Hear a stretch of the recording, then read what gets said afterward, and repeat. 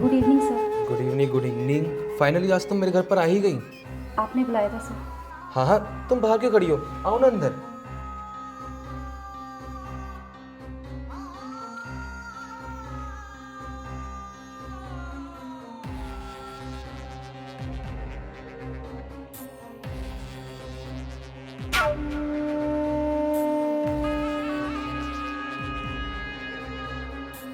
क्या हुआ जिया, यहाँ क्यों खड़ी हो? आओ बैठो ना।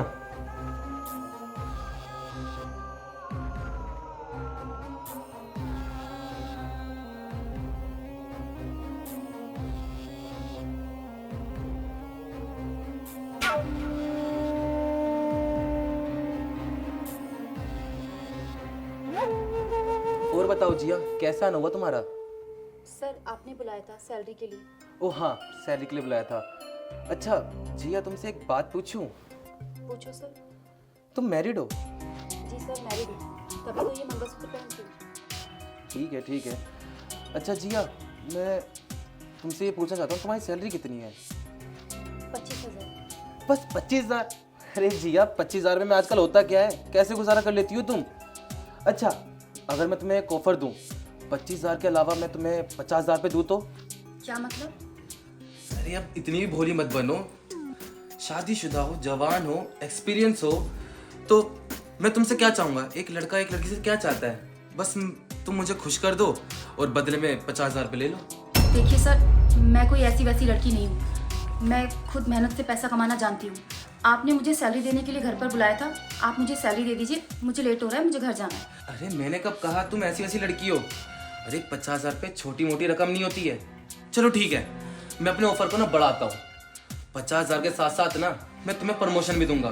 बस बदले में तुम मुझे खुश कर दो। देखिए सर, मुझे कोई प्रमोशन वगैरह नहीं चाहिए, आप बस मेरी सैलरी दे दीजिए। अरे जल्दबाजी में फैसले मत लो, आती हुई लक्ष्मी को कोई लात नहीं मारता है। सोच लो, मैं तुम्हें ना पूरा सोचने का एक दिन देता हूँ। तुम घर जाओ और अच्छे से सोचो। अगर तुम सेम टाइम पर कल मेरे फ्लैट पर आ गई तो मैं मान जाऊंगा कि तुमने मेरा ऑफर एक्सेप्ट कर लिया है। अगर तुम नहीं आई, कोई बात नहीं, मैं तुम्हारी सैलरी ना ऑफिस भिजवा दूंगा, साथ में टर्मिनेशन लेटर के साथ।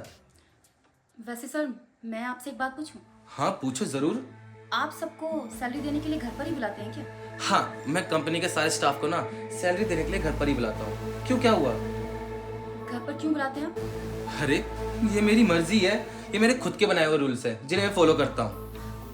ठीक है सर, मुझे लेट हो रहा है, मैं घर जा रही हूँ।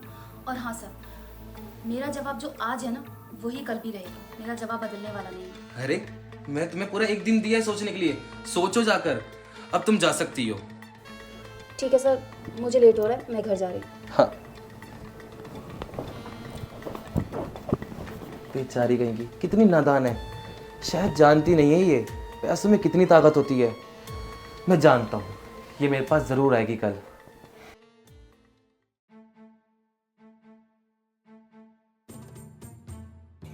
सुनो, मुझे ना तुमसे कुछ बात करनी है। हाँ बोलो ना।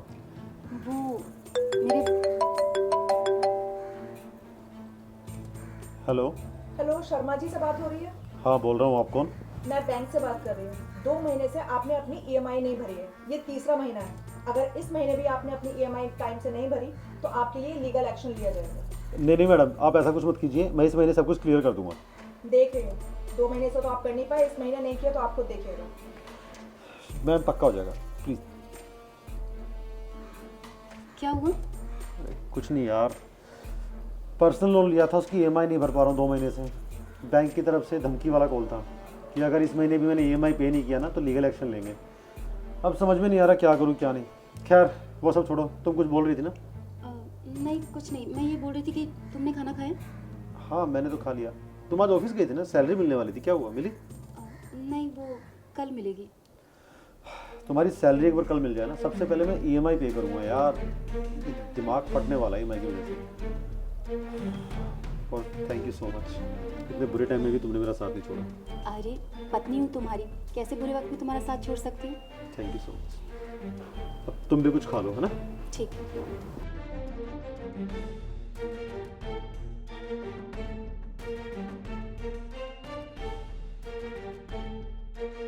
सोच लो, मैं तुम्हें ना पूरा सोचने का एक दिन देता हूँ। तुम घर जाओ और अच्छे से सोचो।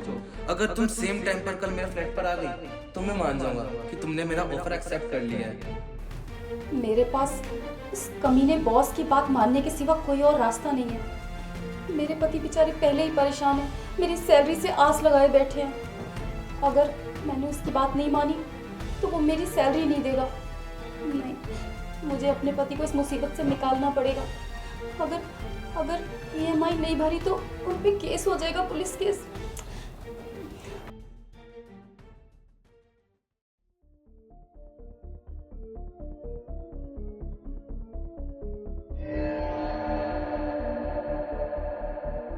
देखा, मैंने कहा था तुम जरूर आओगी। सर अंदर चल के बात करें। हाँ हाँ, तुम्हारा तो इंतजार हो रहा था, आओ अंदर।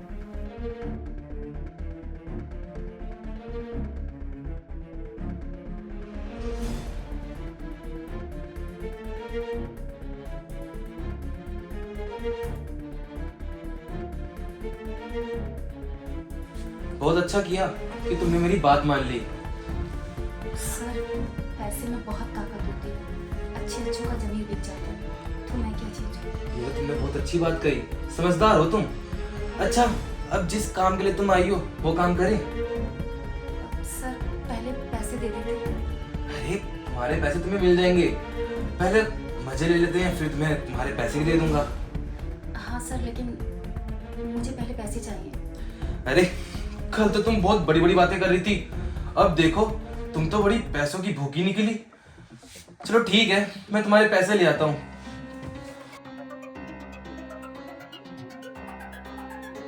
हे भगवान, मुझे बचा लो भगवान, मैं ये सब नहीं करना चाहती भगवान। मैं क्या करूं भगवान, मेरे पास कोई और रास्ता नहीं है। मैंने सुना है कि अगर आपका भक्त आपको सच्चे मन से याद करता है तो आप उसकी दुआ जरूर कबूल करते हो भगवान।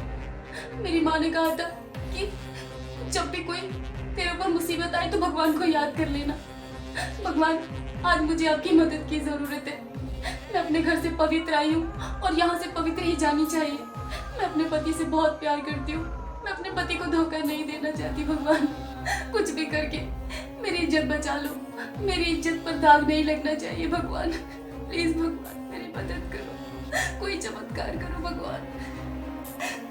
अगर आप सच में इस दुनिया में हैं तो आज अपनी इस भक्त को निराश मत होने देना। भगवान मेरी मदद करो प्लीज।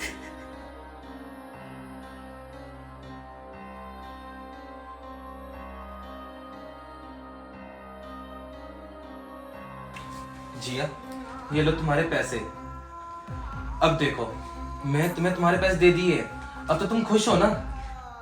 Ji sir. अब तुम खुश हो ही गई हो तो मेरी बारी, अब तुम मुझे खुश कर दो।